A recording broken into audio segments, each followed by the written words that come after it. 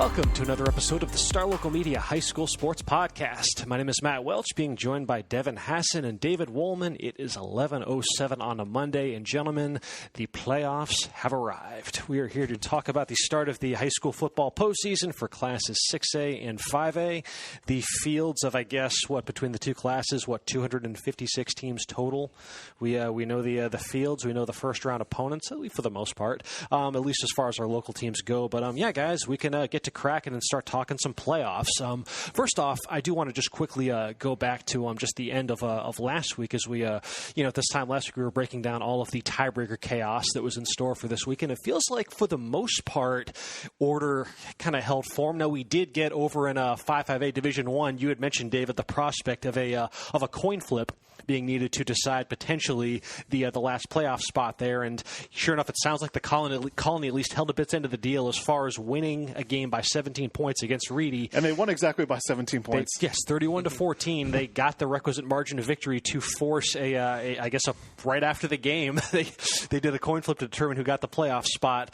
Unfortunately for the Cougars, despite that hard-fought victory, they came up short in that 50-50 proposition, and Wakeland wound up being the last playoff team out of that district. Devin, over in 10-6A, did everything end on a relatively smooth note for a district that's been pretty much anything but so far? It did. It played itself out. Okay. Legacy took care of business. They were the driver's seats. There was a possibility, like in most districts, you're starting to do points, so the point caps and everything's different with every district. But Legacy beat Horn on Saturday, and that sealed it for them. Okay, so at least as far as our local teams go, we know what is in store as the playoffs get rolling later on this week on Thursday. So let's just talk a bit about who's in, who they got up first, and just kind of a look as far as how the brackets shook out, and let's just preview this freaking thing. Let's start over in 6A Division I. Let's start right at the tippy top with as far as our playoff teams in the 6A Division I bracket. Allen made it out of 5-6A. No shocker there. McKinney Boyd was the other representative in Division I out of that district. Then over in 6-6A, your two Division I representatives are Plano West, Lewisville. Lewisville just laid waste to Hebron on and again, Friday. We talked about being a really close game. Yeah, that game felt like pretty close to a coin flip, and then Lewisville decided to score 70 points and win that game by, I believe, 50 was the final margin of victory. 70-20. Yeah, so that's going into the playoffs on a high note. So there was not a whole lot of suspense in that one. There wasn't a whole lot of suspense in your game, David. It sounded like with Coppell sort of pulling away from Flower Mound as it went on. There was suspense in the first half. I mean, I thought this game was going to go to overtime. Evers was just lighting up Coppell's defense. Really? They led 7-0 in the game, and then they trailed 28-21 at the half. And Evers, he already had 3 touchdown passes. He was already at 264 passing yards at halftime. Yeah, he really came on strong over the back half of the season. That's even though the Jaguars didn't make the playoffs. That's a pretty promising note heading into next season. He's only a junior, so. And then with Coppell winning, they're going to be Division II. We'll get to them later on. But then, Plano West and Plano, of course, there was going to be one game that, had to, was a little bit nerve-wracking for those involved. And despite Plano not having anything to play for, they gave West all they could handle, despite not having Tylen Hines in the lineup. And this was a game that was decided within the final minutes. Plano West was able to win that game. I believe 31-24 was the final score. But Plano West, despite just being a little over a year removed from snapping a 34-game losing streak, they're back in the playoffs. As far as those two matchups, though, for the first round between 5-6A and 6-6A, we'll get to Sachse in a bit over there as far as their matchup. It was the first round matchups, though, are Allen versus Plano West, McKinney Boyd versus Lewisville, and then over in Region 2 you have Sachse versus Skyline. Let's quickly get to those. Let's just quickly talk about the 5-6A and 6-6A matchups in Division 1, because even despite them being in separate districts for the first time in 20 years, Plano ISD still can't escape Allen in the first round of the playoffs. And it is kind of weird how this shook out because, even though Plano West and Lewisville finished same record, at least win-wise, on the season. And Plano West has the head-to-head tiebreaker. Lewisville wound up getting the top seed in Division I from the district because there was a three-way tie then with Coppell, and the way the tiebreaker sorted out from there. So Plano West consolation for getting into the playoffs is a first-round meeting with a team that is, sort of had their number for a very long time. That Allen team, I got to see them on Thursday against Denton Braswell in a game that they ended up up winning fairly comfortably in the end. There were some some moments early on. Man, Braswell it was just a kitchen sink game. I mean, they failed to convert. I want to say they attempted 8 fourth down plays, and they converted their first 2 on their opening drive and then whiffed on their next 6 the rest of the way. I mean, they let it all hang out. And there were some moments where it was looking like it might be a back and forth, maybe a potential shootout in the making. Allen was just way too much, though. They won that game going away 59-35. The Green Twins, Bryson and Blaine, had a combined more than 200 yards receiving and a combined 4 touchdowns. So, yeah, I mean, that offense was clicking like usual heading into the postseason. Like I said, with Plano West, it's obviously some feel good vibes, given what that program has been through in recent years. With that matchup against Allen, though, I mean, obviously the odds are pretty long as far as being able to potentially advance for the Wolves. It's going to require kind of what that team has hung its hat on. You have to basically sustain drives as long as possible. It's a very ball control centric offense that really prides itself on a strong run game with Tabor Yates, Dermot White, and the quarterbacks, Greg Drawn, and they even used Vance Fauerbacher, their sophomore. He got a lot of run in that game against Plano. So they're just going to have to hope that they can just keep Allen's offense off the field as long as possible, because that Allen offense can score in a heartbeat. So again, the odds are long for Plano West. With Allen, though, this is old hat for them. This is their 8th consecutive unbeaten regular season. It's a team that certainly has aspirations of a deep run, especially in the wake of last year when they got bounced in the second round by Rockwall. So we'll kind of go over what the playoff path looks like in a little bit. As far as that matchup with McKinney Boyd and Lewisville, it's pretty basic. It is super offense against super defense, and something's got to give, I guess. I mean, that Lewisville offense has been, we just mentioned that they hung 70 on a pretty quality Hebron defense, and you look at Lewisville, ever since that loss to Plano West to start off district, when they scored just 17 points, they're 4-1 since that loss, and their offense is averaging 50.8 points per game. Like I said, in that game against Hebron, they scored touchdowns on all 10 drives. It was perfect. It was pretty much a perfect outing for that offense. And you look now, just in the area stat leaders, Damian Martinez, the running back, he reclaimed his area lead over, I believe it was Lake Highlands' Noel Whitehead. They were kind of going back and forth, and Martinez is now back to leading the area in rushing. I believe he has 1,600 yards on the season, 1,631 to be exact, and he went over 200 again against Hebron. Feels like that's happened quite a bit for him this season. And then their top receiver, Isaiah Stevens, he's just been awesome this season. He's now got 1,049 receiving yards. He also leads the area in that category. But then you have this Boyd defense that's been pretty stout all season long. Just 20.6 points allowed per game. They gave Allen, Geyer, and Prosper fits at various stages of those games. There's just not been a game where from start to finish they just looked completely overmatched in district play. Like I said, even against Allen, that game winds up being 42-9. Well, it was a 21-9 game going into the fourth quarter. So Boyd's defense has shown that they can at least give those upper echelon offenses some fits. It's just a question of whether or not the offense can keep pace, if they're going to score enough, because this Lewisville offense has certainly kind of rediscovered its mojo going up against some pretty quality defenses, with the rest of their schedule in 6XA. So I'm anxious to see which side kind of gets the upper hand there. I do think, just to mention this, obviously the tiebreakers are what they are, and these are the matchups that we got. I do kind of think we missed the boat, though, on 2 potentially more compelling matchups if these matchups were, I guess, reversed, where you have Allen playing Lewisville and Plano West playing Boyd.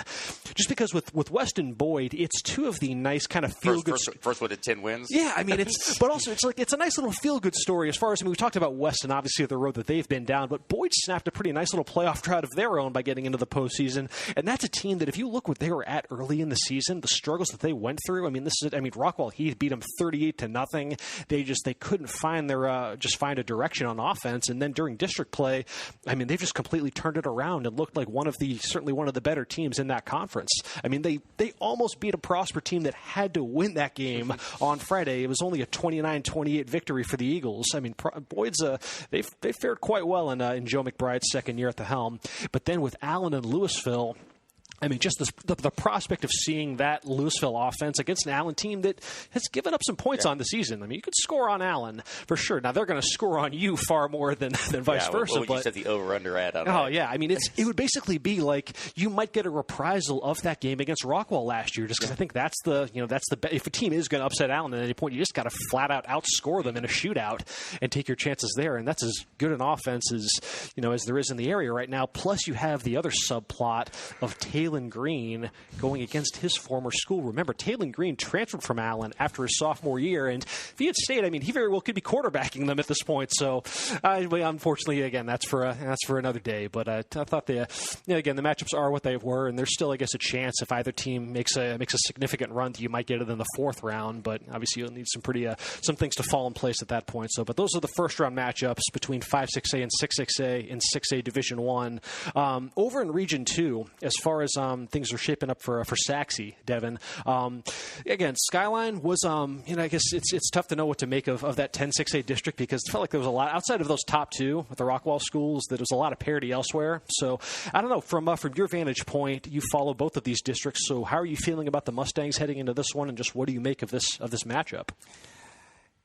Sachse's been a tough team to figure out. They have a lot of talent, and there's times where they'll play a quarter, and you'll sit there and think, man, this team should just roll to the district title, and then they'll just kind of lose their momentum, and they'll just kind of fall off a little bit. And it's if they put together a full four quarters, they'll win this game on Friday against Skyline. Now, second round, Duncanville, that's a little bit different matter. But we're not going to think about that one. Yeah. But as far as this, right, Skyline's been another kind of, not a team that I've seen on a weekly basis, but they do play in that Mesquite district. Mm-hmm.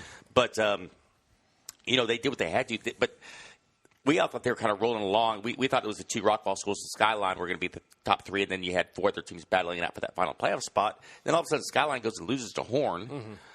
In a game where they score a defensive touchdown and their offense doesn't do anything. So that was kind of curious. Obviously that they, like you said, the Rockwall schools are a cut above. But I think if Sachse plays his potential, I mean, Alex Orjai is one of the best quarterbacks in the area. Mm-hmm. He's thrown for over 1,400 yards. He's rushed for almost 1,000. And yet this is considered they only played 8 games. Yeah, for sure. They've got two other good running backs in Brad Okoye and Corey Jones. Their defense has playmakers. For me, it's just having seen Sachse several times this season. It's just a matter of them putting it together and being consistent because they do have the talent. I think they have the talent edge over everybody in that in 10-6A. Mm-hmm. It's just a team like Naaman Forest has been able to go out there and be more consistent this year. That's why they won the district title for sure. But I think if they go out there and play to their potential, they should beat Skyline on Friday. But if we're talking about deep playoff runs, I don't know if I can say it's been kind of it's almost like tradition at this point that we have a team from our coverage area that gets out of that first round and then gets sacrificed to Duncanville in the second round. I believe it was Flower Mound last year if they won their first ever playoff game in program history. And the year before, Lewisville, which snapped a long drought without a playoff win, that was their reward in the second round. So it's just how it goes. Yeah, and this is a new I guess thing for Region 2 because Duncanville's been Region 1 so often in the past. But that region, even if it wasn't for Duncanville, I mean, DeSoto's sitting there in the bottom half. That Rockwall DeSoto in the second round is one of the most interesting, second round games you'll see. And then you still have like a spring, the Woodlands College Park. You've got a lot of good teams in that region. So, regardless if you got Duncanville in the second round, whoever you're going to get in the second round is going to be a really tough challenge. If just quickly before we move on to 6A Division II, just some overall thoughts on kind of the bracket in general. Now, in 6A Division I, it is there's a lot of weight at the top because all of the top 6 teams in the state polls are in the Division I bracket. So North Shore, number 1 ranked, 2-time defending state champion. Duncanville, who we just mentioned, number 3 ranked. Austin Westlake, they were a bit of a surprise entrant. They've been Division II, I guess, the last couple years. Westlake is back in Division I. Allen, who we just mentioned, Lake Travis, they're also in Division I, as is number 6 ranked Katy Tompkins. So that then you take a look at kind of what this means as far as Allen. A team that had, I believe, last year was that snapped a run of 7 straight trips to at least the state semifinal round of the playoffs. As far as their chances of making a significant run. I mean, if they're able to get past Plano West, you're looking at potentially a second-round matchup with maybe, Lake Highlands, South Grand Prairie. I mean, Lake Highlands coming out, I believe they went undefeated on the regular season. They have a really, really stout offense, but they've got a tough first-round matchup with South Grand Prairie. And then you're looking elsewhere. There's a potential third-round matchup in the works, but maybe against Euless Trinity, who they've got no shortage of history with. That's a team that Allen has seen plenty of times in the postseason and whatnot. And then maybe in the fourth round with, it's all eyes going to be on that South Lake Carroll, man, and just what South Lake has going, especially with their situation at quarterback, with Quinn Ewers not having played, I guess, the last half of the regular season, and hasn't been really one definitive word one way or another on if he's playing. But that's a team that certainly entered the year with, state championship aspirations. So it's, to get back to the semifinals and potentially getting to see a Duncanville or a DeSoto, it's going to be, there's some speed bumps in there for Allen for sure. I mean, it'll be a well-earned state semifinal berth if they are able to get out of the region. Let's see. As far as 6A Division II goes, David, we can talk a little bit about Coppell. Because they have Coppell could have gone a bunch of different ways. They were very malleable in terms of, one certain, playoff equations had them in Division I or Division II or whatnot. But the way it shook out is that they're going to be in Division II, and they draw a tough one. It's going to be a tough matchup. Denton Geyer in a first-round matchup that takes place on Saturday. So with this Coppell team that, again, fair play to the Cowboys on getting back in the playoffs, especially in a district that certainly didn't make things easy on them and whatnot. A lot of back-and-forth games for Coppell. But so just talk a bit about, if you're watching them, pull away from Flower Mound, just how are you feeling about where the Cowboys are at, and just what are some initial thoughts on this matchup? I think this is a good matchup for them, to be honest with you. Okay. I mean, it's a lot better for them to draw Geyer than it is Allen. Objectively, yes. That's fair. Yeah, because, like Coppell's got like Sachse, they've got the talent, and and then this year you throw in KJ Liggins, who actually played at Geyer last year. That's a fun little backstory. That's a fun little backstory. So now he's back at Coppell. So and he's already gone for 13 touchdowns this year and over 1,000 yards receiving. Yeah. So that's an interesting little subplot to maybe he can make a difference in that game right there too. Oh yeah, absolutely. And the fact that Geyer's defense is a little bit banged up right now, especially in the secondary with no Deuce Harmon, who you might theoretically might be the matchup for Liggins or for Anthony Black or somebody, but it does certainly open up an avenue to perhaps exceeding your expectations on offense in this matchup that maybe wasn't there initially for Coppell. And for me, like you mentioned Black, and then you mentioned Liggins as well too, but my wild card, for Coppell going into this game is Jason Nagu. Okay, the running back. He's been so consistent this year, and it feels like the more carries you get this guy in the game, the better he's going to get throughout the game. Like he embraces that contact. He wants to get hit, and then he wants to go for a touchdown run. So and he just broke over 1,000 yards last week with this 275 rushing yard performance. That's a big, wow. Yeah. He was amazing last week in that game against Flower Mound, and he's been consistent the whole year. So you get him, and you can get him consistent handoffs. That's going to take the ball out of Eli Stowers' hands right there, the quarterback for Geyer. Yeah. So if you do that, that's a good formula. And defensively for Coppell, they have given up some yards this year. They have given up some points, but it seems like in critical situations, especially in the second half, they make the plays whenever they have to. Like last week, against Evers, they only allowed 30 yards passing to him in the second half. Okay, wow. So Coach DeWitt said, I asked him hey, just talk about the halftime adjustments. He goes we didn't make any halftime adjustments. It's just about effort and pride, and tackling. So they just went after Evers in the second half, made him uncomfortable.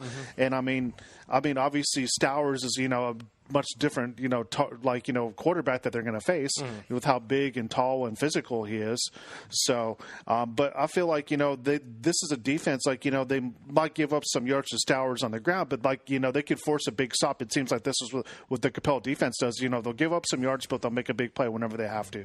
I'm curious to see how the Coppell run offense fares, because just the times that you've looked at Geyer, is, again, solid record on the season, just 2 losses, and they were to Allen and Denton Ryan, so there's no shame in that. Yeah. But nevertheless, but that has been one area of their defense that, especially against Allen, they really had a tough time handling handling them up front, and it opened up some they just parted the Red Sea for that Allen run game, and they really got hurt bad by the Allen running backs, and then Denton Ryan kind of did the same thing to them. So there is at least some precedent to suggest the teams can run a little bit on Geyer if they've got the talent up front, and I know that Coppell's traditionally been very, very strong in that area, so I'm anxious to see kind of how that translates in this matchup. So yeah, this might be I think Geyer's the favorite, but I think this could be a game that at least is a little bit closer than some might expect, given what Geyer's accomplished in recent years, coming off a state runner-up appearance and whatnot. One of the more intriguing first-round matchups, and man, it's tough for the district champion out of 6XA that this is what they're set up with now. Prosper and Marcus, that's a good first-round matchup. But there's obviously an added layer of maybe a little nervousness on Marcus's side, or just I don't know what you make of this. But we talked earlier, obviously, with South Lake, and who knows what's going on with Quinn Ewers. Well, there's things have escalated quite a bit for Marcus on Friday, because the other major quarterback news was an injury to Marcus quarterback Garrett Nussmeier. He injured his non-throwing hand in a win over Plano East. It sounds like he was able to walk off under his own power and whatnot, but yeah, he, there were some tweets over the weekend from the football team's Twitter account that haven't really hinted one way or another on if he's playing this weekend kind of or not. Hush-hush. So, which is understandable, but obviously, even if this was going to be a tough game for them regardless if he did play, because Prosper so that is a tall order in the first round, given what the Eagles have, the level of play the Eagles have reached at various points this season. If Nussmeier is unable to go, though, their backup is Jackson Warren, who, granted, again, Marcus won a lot of games pretty convincingly, a lot of blowouts, so he did get a lot of time in mop-up duty. On the year, he is just 14 of 21 for 129 yards and a touchdown. Now, he does have, obviously, a boatload of talent around him, with a very, very deep receiving core that's got 3 wide receivers with at least 600 yards receiving. J. Michael Sturdivant, Tyler Schott, Dallas Dudley, all of them can do everything. They can all stretch the field. They can attack you at all 3 levels. That is a tough passing game. But it did benefit a lot, though, from Nussmeier's ability to kind of make plays, kind of improvise and make throws on the run and whatnot, and just kind of when the initial play breaks down, to just kind of find openings within the defense. And without that, obviously Garrett Nussmeier is very singular in that ability. So I'm anxious to see kind of what that if Jackson Warren is in fact called upon, how that impacts just the overall flow of that passing game. Whether the run game can step up as they have throughout the season. That's an area that was a little up and down to start the year. They've really hit their stride in district play. Their lead running back Gabe Espinosa is averaging almost 8 yards per carry. But man, it's going to be tough, because that Prosper defense is an absolute killing machine. And you've seen. And especially, they've shown that they can raise their level of play against upper echelon opponents. They beat Trinity on the road at the start of the year. They probably should have beat Geyer. They were in control of that game just for all but just a few seconds. It felt like they lost in the last play of that game. And then, obviously, that game against Allen a couple weeks ago, very well documented that they gave Allen quite the scare before losing with 6 seconds left in the fourth quarter. They're just Aiden Ciano, Mason Jolly, Herman Lee, James Eckroat. They've just got that front 7 is just an absolute handful. So no matter who the quarterback is for Marcus, this is going to be a game, and in some senses, if Nussmeier doesn't play, you might favor Prosper in this one. Well, and I guess it's good that it's the playoffs that they have a big challenge, because Prosper tends to play to their level of competition. Mm-hmm. Even when their games that we've talked about, they've been being favored, they barely squeak by. They pull it out. Yeah, they got. Every game they played has been decided by 10 points or less, except for that Braswell game that they lost. That got away from them late. But it just seems like they just play the level of their competition, which in this case they have a huge challenge. So maybe you'll see the best Prosper. Maybe you'll see the best of Prosper this week. Yeah. That's a team, just thinking of what they really dialed it up last season too. When I don't think anyone expected them to go 4 rounds deep or whatever in the playoffs, and sure enough, there they were in the regional final against Rockwall and whatnot. And you look at the rest of the bracket in 6A Division II at the very least. Like we mentioned, like all of the the who's who and whatnot are all in Division I this year. It feels like, I guess Katy is is in Division II this season, so there is obviously that. that powerhouse there on the other side and whatnot. But I mean, there's just looking through that Region 1 bracket. I mean, there's a chance for whoever wins this game Saturday between Prosper and Marcus to get on a bit of a run. You know, I mean, there's a second round matchup awaiting against either Richardson Pierce or Arlington Bowie. Now, those Arlington schools can certainly be a bit of a challenge for sure. It's a very balanced district over there, so I mean that could be it's some problems there, but nevertheless, I mean, you look elsewhere, and third round you could get El Paso Eastlake or San Angelo Central or Northwest Eaton. I mean, I think Prosper and Marcus would be favored over over any of those teams, and then you're maybe looking in the fourth round against like a Denton Guy or maybe Coppell. Who knows? I mean, so there's at least a pathway there to where the winner on Saturday could get on a little bit of a run, kind of akin to last year with Prosper.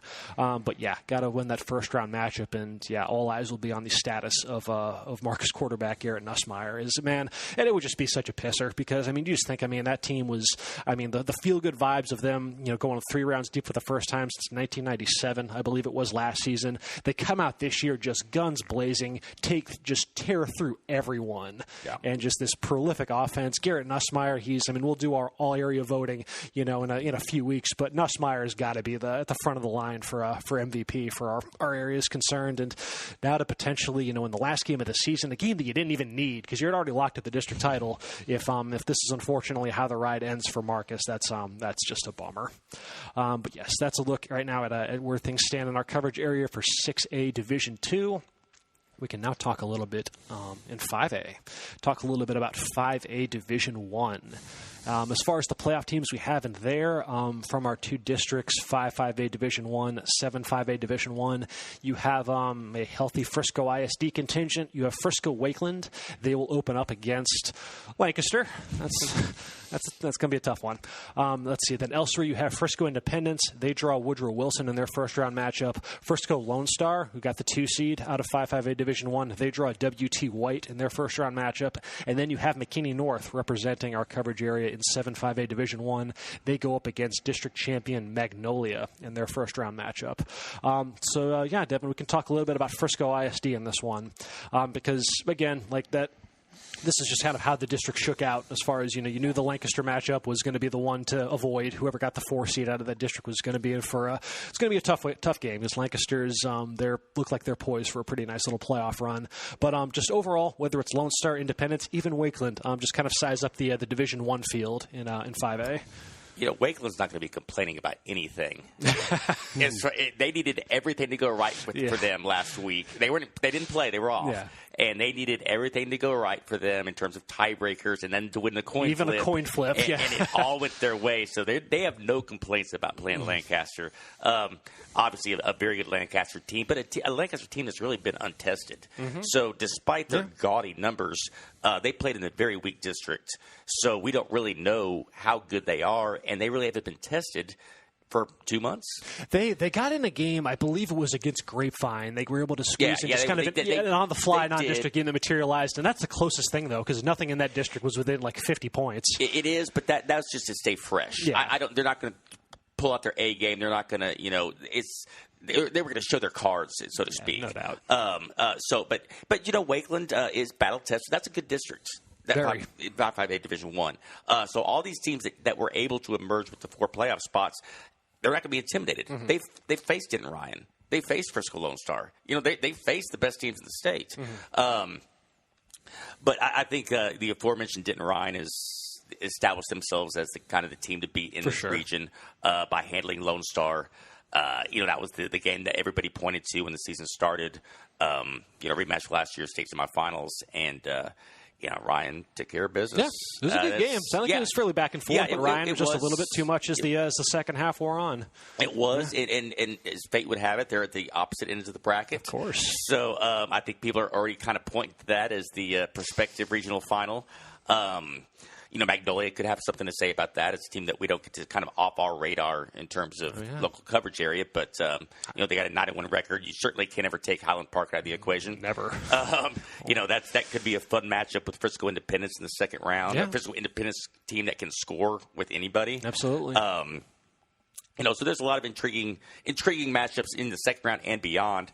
But I think everybody's kind of pointing toward that rematch, Denton Ryan and Frisco Lone Star. Yeah, because it's, we talked about this a little bit last week, but that region is, at least if you're just judging it off of state polls, looks like it's just an absolute murderer's row for whoever. And no matter which half you're on, we talked about there really doesn't appear to be that big a difference whether you're Denton Ryan and you're the 1 seed on the top half, or if you're Lone Star and on the bottom half is the 2 seed, just because, on Denton Ryan's half, they're probably going to have to go through either Lancaster or Longview at some point and whatnot. And then, well, and that's the Longview Lufkin game for a first round matchup. That's going to be all over East Texas conversation, because that's two heavyweights out there. Had that happen to match up in the first round, and Longview obviously in that classification now is a change.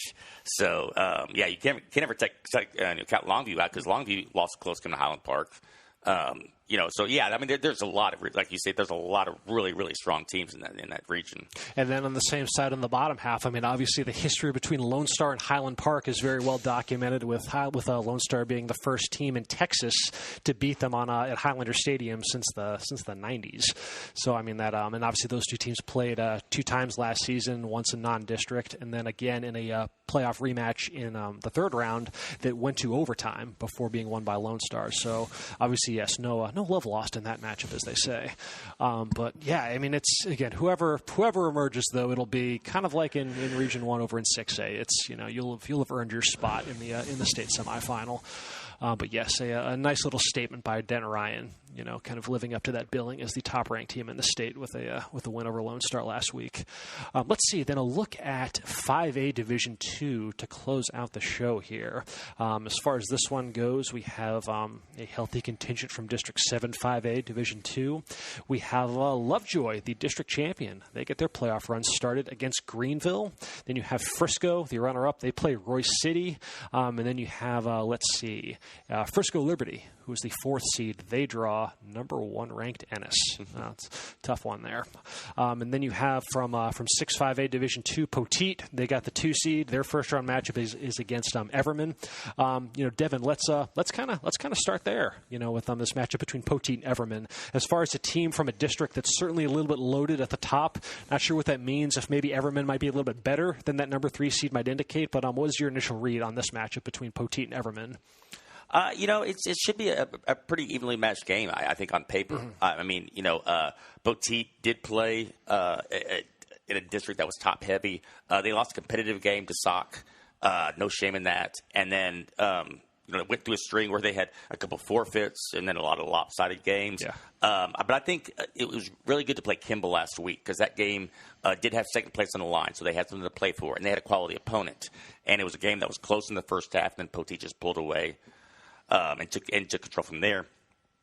And like you say, Everman is a battle-tested team. They're coming out of the same districts as Aledo and Mansfield Timberview. They played heavyweights before. They have a good quarterback. 3 good running backs that have rushed for over 500 yards. So it's gonna be a challenge certainly for Poteet. I do think that last week was a very good indicator for Poteet, because, again, they had to raise their level of play, which they haven't had to do really except for once during the district slate. So the fact that they were able to do that last week is a very good sign. So we'll see what happens. I think Poteet should win this game, but then you probably play Lovejoy in the next round. And, y'all know, y'all have seen Lovejoy more than I have. Yeah. They're 10-0. Their record speaks for itself. I don't know if they're a dominant 10-0 or just a 10-0 team. When you beat, it was the way that they put it on Frisco in the second half of that game that really was kind of the eye opener, as far as like, oh my God, they're doing this against what was thought of as one of the best defenses in the area. Not that they still aren't, but that was just such an emphatic statement by Lovejoy, especially on offense. David, just how are we between Lovejoy, even like Frisco Liberty, a team that was able to get in there, which that's going back to the start of the season. That was your bold prediction, Devin, that Liberty would get into the playoffs, and sure enough, that panned out. They're the 4 seed from this district. Bonus points for Devin. Yeah. So from 1 win to playoffs, right? Yeah. It is a shame we're not getting Keldrick Luster in this matchup, though, because, man, like, that would have been just to see how it worked. I mean, I don't know. Ennis is still the favorite for sure, and they would have been favored even if Luster was playing. But just to see what him and his video game numbers, how they line up against what's an absolute juggernaut of an Ennis team. I was thinking about that when I was covering the game against Lovejoy, because like Liberty's defense is no joke at all, man. They're very stout. They held. I mean, Lovejoy had 31 points. That's pretty good as far as Lovejoy's normal output goes. They held the R.W. Rucker in check, and Wade Westerveld only had 2 catches in that game. Yeah. So I mean, they're a good defense, and I'm thinking, you know what? If they had Keldrick Luster, they might have a chance to beat Lovejoy in that game. Then Will Glatch, he did his best. I mean, Glatch was awesome in that game, it sounds like. Yeah, he rushed the ball really well. I mean, he enjoyed contact. But, I mean, if Liberty had, Keldrick Luster, I mean, they could have not only be like Lovejoy, they could have had a really good shot against Ennis. With Liberty, though, it does require at least a little bit of perspective, because this is still a team that does have a lot of juniors. It's a lot of their studs still have a year left to go. So we still have, again, next year is still going to be a pretty big one for Liberty. So this is just more kind of, a program that hadn't been to the playoffs in so long. So just getting through those reps and getting to see this is as tough as a matchup as they could have asked for. So, just to get that requisite experience, get that under your belt, and then, just kind of re-rack and make a commendable run at it, next season. Not to completely write them off or anything, but obviously Ennis is going to be a pretty sizable favorite in this matchup. But again, like I said, they've shown, though, that, again, to hold Lovejoy in check like that, because, again, there's, a lot of talent on that defense, for all the headlines that Evan Stewart and Jonathan Bone and, Will Glatch in that offense have gotten, over the season. There's still a lot of talent on that Liberty defense as well. So, it should be, they should at least have a little bit of something. Nevertheless, though, again, with Lovejoy, though, that's a team that, certainly has, punched above kind of what I guess expectations might have been coming into the season. You just weren't really sure, given that, brand new head coach, you just the pandemic and whatnot, and just how that might have impacted, the way that their offseason was able to progress. For them to come out of it, though, with a perfect regular season, their first 10-0 regular season since, what was it, 2012 is what you had in your story? All of a sudden now they got a top 10 state ranking, and this looks like a team that might be able to make a little bit of noise. This is definitely a team that can make a lot of noise. They're very balanced all over the field right there. Chris Ross came over this program, they had a spread offense before this, and now, it's more of balance. Hey, if you're going to try to take away our pass, we can beat you with the run right here. And last week in the game that covered their freshman running back, he stole the game right there. So and not only is it because of the talent of the running backs, their offensive line is probably one of the best I've seen all year. For sure. So this is a team like they're going to get Ennis in the third round. It looks like. That's going to be a great game right there. And maybe even Lovejoy's maybe got a chance to beat them. So, if Lovejoy can beat them, they can go pretty far in this deep run. And, you add in the Chris Ross factor right there. Because you look at the way kind of the bracket shakes out, and I guess on paper the chalk would point to a potential meeting between the number 1 and number 2 teams in the state in Ennis and Aledo as your potential regional final, and who would argue against that? Those are 2 very, very quality programs. Aledo might get a tough battle in the second round. Who would that be? Denison and North? Yeah, Denison. Wow, that is a really good matchup, man. Yeah, I know neither one's in our coverage area, but Denison, North Forney, that's a good game. Yeah. That'd be, North Forney's already shown that they can topple the heavyweights. No kidding. Lone Star. That opener against Lone Star for sure. But as far as what this means for the teams like Lovejoy, even Frisco, we haven't mentioned poor Frisco. Because again, even though Lovejoy was able to beat them, Frisco was just so dominant, up until that matchup, and just the level of that defense and their run game. It doesn't matter who you plug in the backfield, that running game is just gonna torch you. But the big thing with Frisco is because they've been off for a little bit. They had a little bit of a COVID shutdown. So how is that going to impact just kind of the just the balance of play? Because Royce City's not bad or anything. It's not a rollover by any stretch. Because we've seen throughout the year, really, I think the only team that just looked like they just didn't even miss a beat coming off a COVID hiatus was Hebron. Outside of that, it feels like everybody has kind of at least needed some time to find their their footing. So I'm curious to see what that means for Frisco, because that's still the team that is certainly a force to be reckoned with and could certainly make some noise in the postseason with that run game in their defense. As far as Chase Lowry on the outside, yes, of course, a game breaker. As far as their road goes, with Frisco and Lovejoy being on opposite sides of the bracket, Frisco is on the Alito side, Lovejoy is on the Ennis side. If either team is able to advance 3 rounds deep, that would be the likely third-round matchup. So we'll see. Like I said, the chalk is probably Alito versus Ennis, but that's why they play the games. We'll see if anybody can throw a monkey wrench into things. That is just a cursory look as far as the playoffs go for our 5A and 6A high schools. Again, it all gets going on Thursday with the bi-district round. And, that'll do it for this episode of the Star Local Media High School Sports Podcast. We'll be back on Thursday to discuss 5 of the marquee playoff matchups that we have on the docket, including our Game of the Week. So go to our website, starlocalmedia.com, to vote for which one deserves Game of the Week. Until then, folks, you take care. We'll talk to y'all later.